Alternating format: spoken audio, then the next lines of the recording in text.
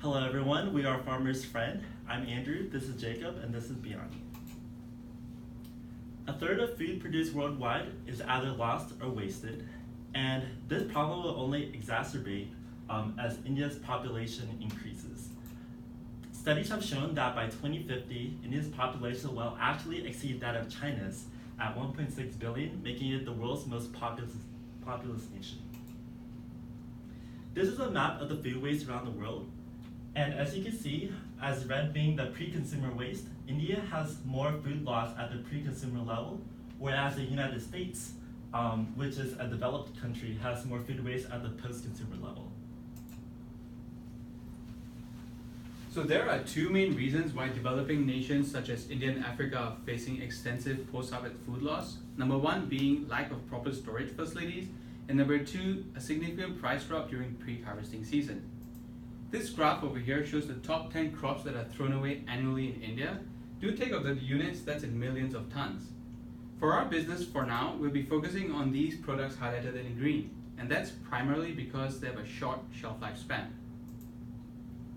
This is a graph that shows the average price of tomatoes across the year, and the black line here shows the minimum price the farmer should receive in the market so they don't suffer extensive losses. However, it is pretty clear that in the first 6 months of the year, the farmers are constantly struggling to meet that price range and sometimes have to sell at a loss. And that is when a lot of farmers decide to throw away their crops rather than incur additional costs of transportation and labor to the market. This has led to two big impacts, the first being the social impact.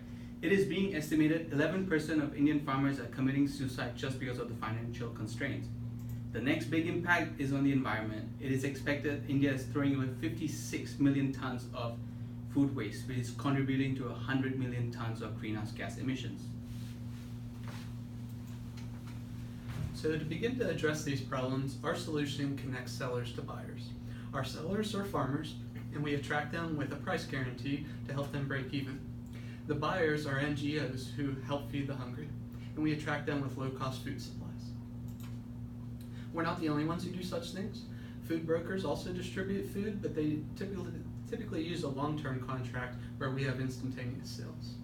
We're also different from the Indian NGO called Magic Wheels, who collects prepared food, which would go to waste, and redistributes it, because we're upstream collecting food before it even gets to market. We could use traditional face-to-face sales, or we could use an app to help our tech-savvy clients reduce their costs.